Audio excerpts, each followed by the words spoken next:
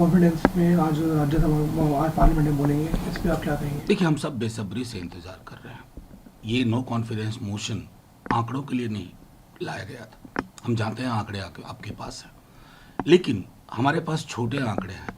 लेकिन इस उपकरण के माध्यम से अगर हम आपसे सुन पाए, मणिपुर आपसे सुन पाए, मणिपुर 3 महीने से ज़्यादा से प्रधानमंत्री जी के दो शब्द का इंतजार कर रहा है। मुझको लगता है कि आज उनके भाषण में अतीत जीवी ना हो जाए होम मिनिस्टर साहब की तरह, और नेहरू जी से शुरुआत ना कर दें। 9.5 बरस से ज़्यादा से आप प्रधानमंत्री हैं। मणिपुर के लोगों को आपसे संदेश चाहिए। इतिहास भूगोल से हम वाकिफ़ हैं। वर्तमान आपके हाथ में है और आपकी चुप्पी ने उस वर्तमान को और जटिल किया। आज मुझको लगता है कि संभवतः प्रधानमंत्री जी दिल विशाल करके सिर्फ मणिपुर पे केंद्रित रहें तो बात बनेगी। दूसरी बात, सर अमित शाह जी ने कल अपने स्पीच में काफ़ी बयानबाजी करी है, उन्होंने काफ़ी निशाने साधे। ये तक कहा है कि राहुल जी को 13 बार करके लॉन्चर मिल चुका है, फिर भी बताइए। ये तो बहुत अशोभनीय है। इस तरह की टिप्पणियां नहीं होनी चाहिए। हमारा मानना है कि इस तरह की टिप्पणी राजनीतिक टिप्पणी नहीं होती है। हम आपके विरोधी, अब तो स्तर ये हो गया है कि पीएम कहते हैं Indian Mujahideen east India company घमंडी, और हम हाथ जोड़ के कहते हैं। अब शब्द कह लीजिए, लेकिन वो भी व्याकरण सम्मत हो, वो शब्द अवेलेबल हो। मतलब उद्देश्य क्या था?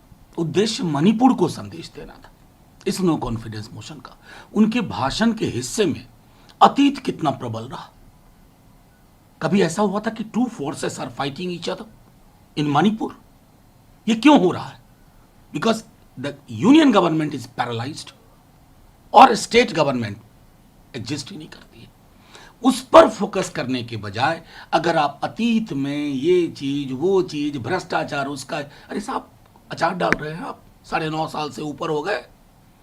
भोपाल में जाकर के प्रधानमंत्री जी किसी को भ्रष्टाचारी बताते हैं, गुलदस्ते के साथ गलबहियां करते हुए तस्वीर आती है, वो आदमी उप मुख्यमंत्री बन जाता है। आप लोग तो भ्रष्टाचार के सबसे बड़े मसीहा हो। तो मैं समझता हूं कि संतुलित एक संदेश मणिपुर को देना चाहिए था, संवेदना के, उनकी सामूहिक पीड़ा के बरक्स, जहां असफल हो गए हमारे गृह मंत्री। और सर उनके साथ में ये भी कहना था कि हम तो डिस्कशन करना चाहते थे मणिपुर पे, लेकिन कभी भी जो है विपक्ष के साथ थे। नहीं, कौन सा डिस्कशन करना चाहता था? किस प्रकार का डिस्कशन करना चाहते थे? एक रिचुअल कर दे। कार्बन डेटिंग पे 176 में वोटिंग बहस होती है, क्या ये उस तरह का विषय था? 3 आपने एक ऑल पार्टी मीटिंग की। आप मुझे बताएं कि आपने उसमें से दिए गए सलाह को कितने को अमल किया? फलाना ने ये किया, चिलाना ने ये किया, आपने क्या किया? ये महत्वपूर्ण है ना आज मणिपुर के लिए।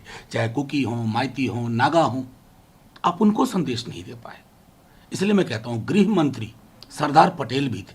आकलन करना हो ना, तराजू पे तौलिए।